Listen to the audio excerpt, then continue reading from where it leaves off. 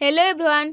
गतकाली तो आम प्रोफेसर गोलोक बिहारी धलଙ୍କ द्वारा रचित स्वाधीन देशर शिक्षा चिंता विषय अल्प बहुत जानी एवं आज तापरठारु जानिबा एवं आपण मानक भितरु जदि केही भी पूर्व वीडियो देखि नाहांती ताहाले मु डिस्क्रिप्शन रे लिंक दे देइछि, आपण माने जाइकि देखि परिबे।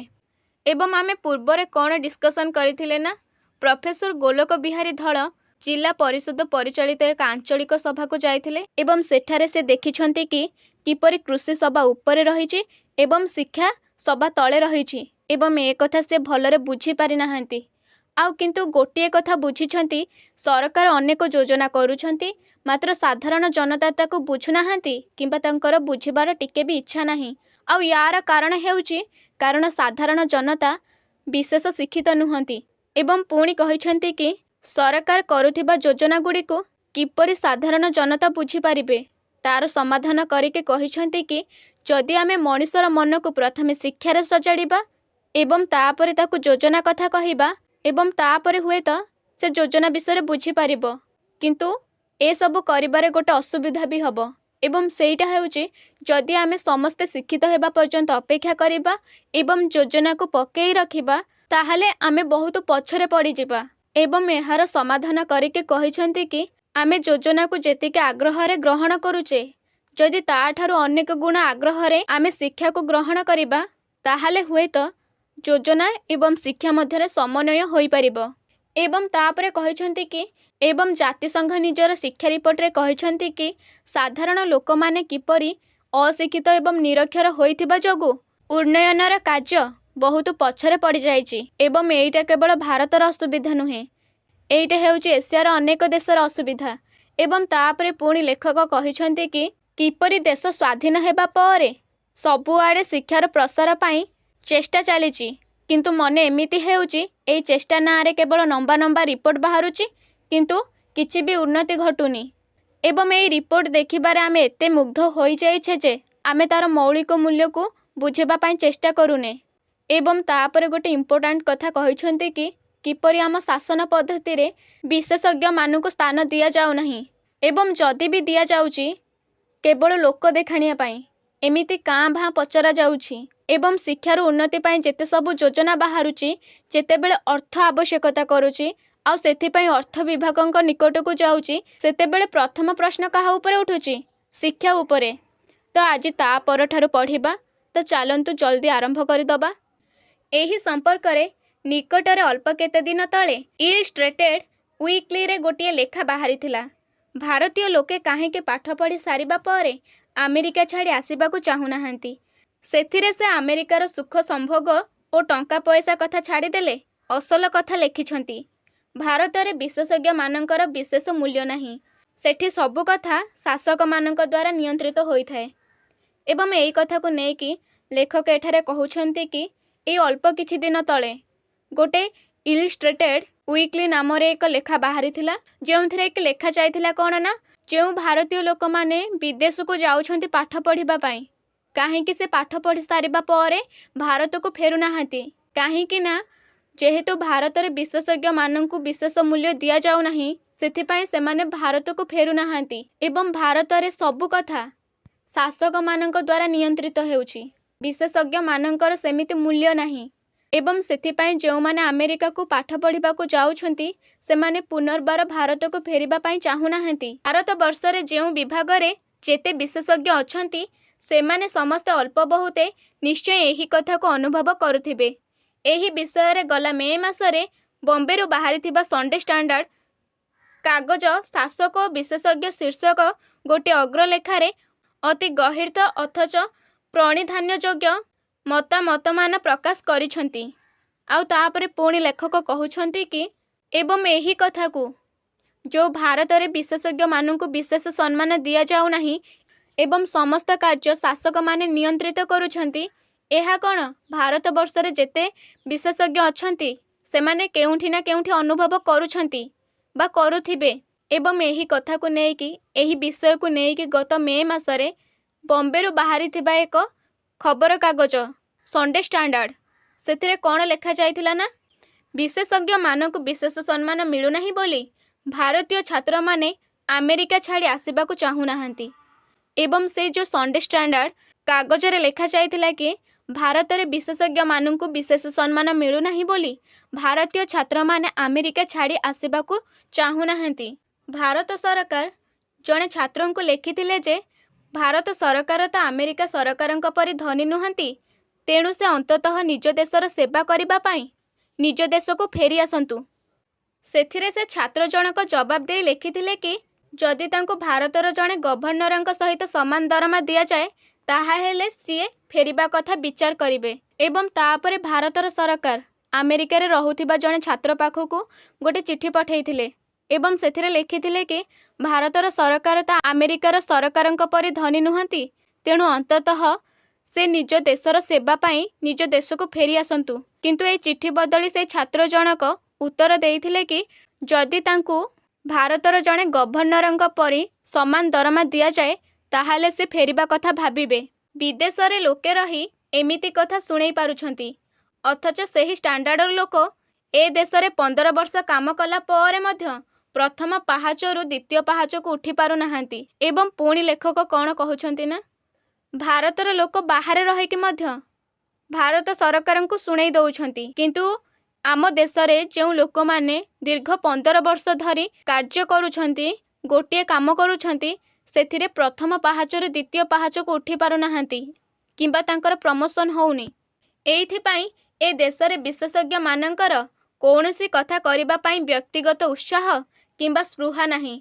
द्वितीय रे जेउथिरे जहार अबा स्पृहा अछि से विषय रे ताकू यथाशीघ्र निस्पृहा करिबा पाई कम लोक नाहांती। एवं तापर लेखक पुणी कहउछंती कि केवल ए गोटिए कारणरू आम देश रे विशेषज्ञ माने कौनसी कार्य करिबा पाई व्यक्तिगत उत्साह रखि न थांती किंबा आग्रह रखि न थांती।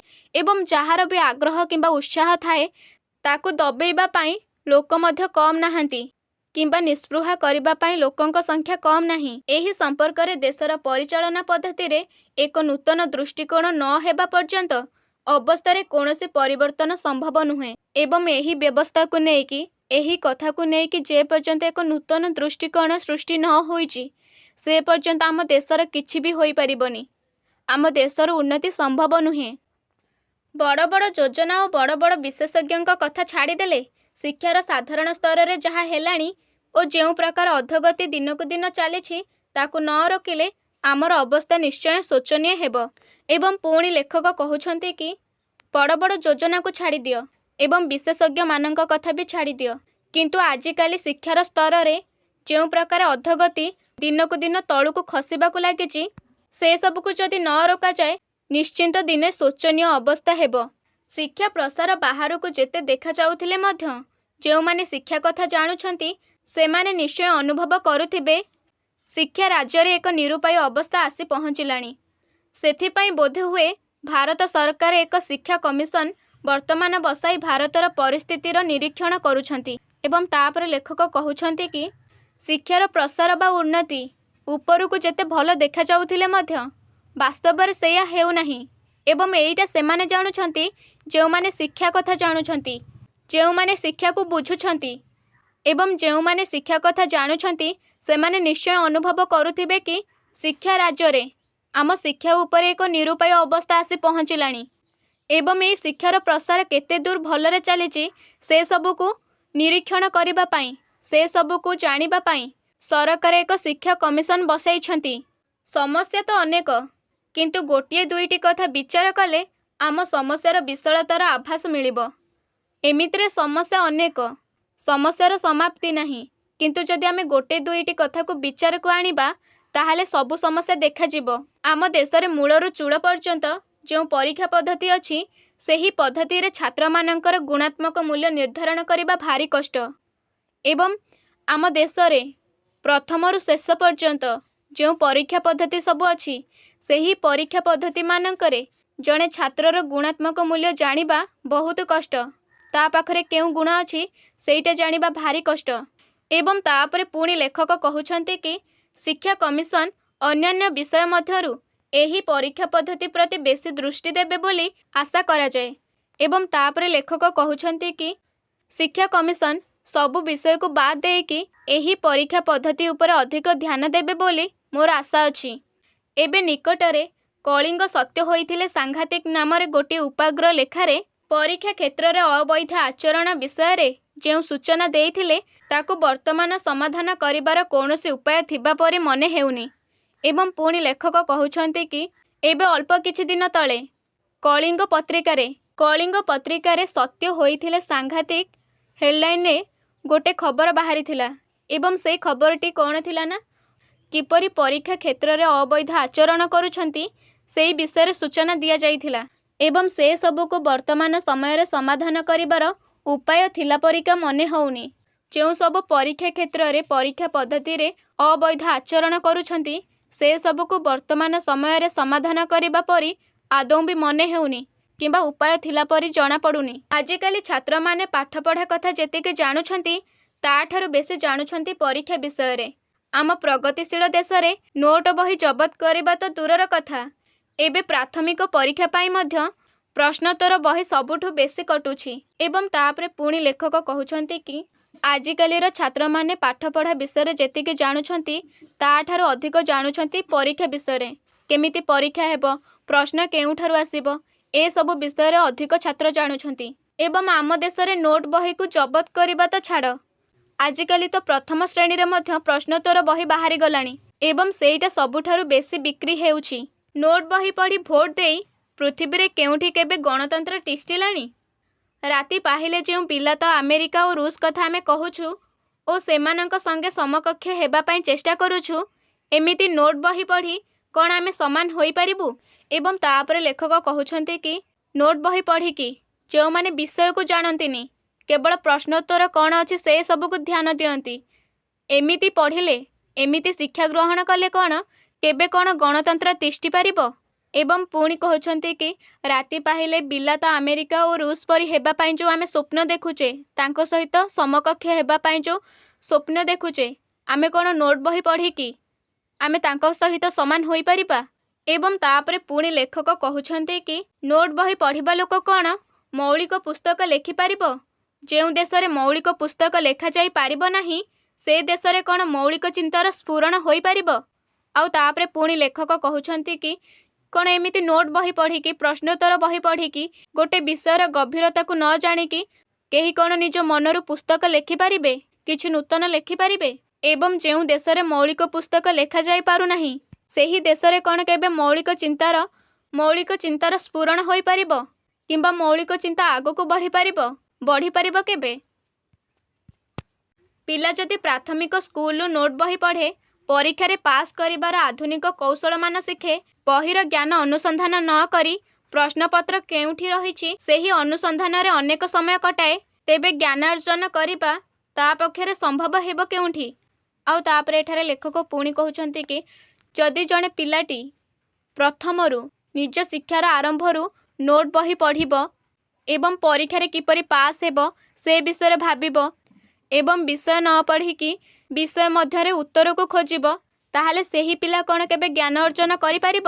ଏବେ ଆନ୍ଧ୍ରପ୍ରଦେଶରେ ଜଣେ ଛାତ୍ର ପ୍ରଶ୍ନପତ୍ର ବିକି 10,000 ଟଙ୍କା ଲାଭ ଉଠାଇଥିବା କଥା ସେଠିକା ବିଧାନସଭାରେ ବିଚାର ହୋଇଯାଇଛି। ଆଉ ତାପରେ ପୁଣି ଲେଖକ କହୁଛନ୍ତି କି ଏବେ ଆନ୍ଧ୍ରପ୍ରଦେଶରେ ଜଣେ ଛାତ୍ର ପ୍ରଶ୍ନପତ୍ର ବିକ୍ରି କରିକି 10,000 ଟଙ୍କା ଲାଭ କରିଛି ଏବଂ ଏହି କଥା କେଉଁଠାରେ ଉଠିଛି?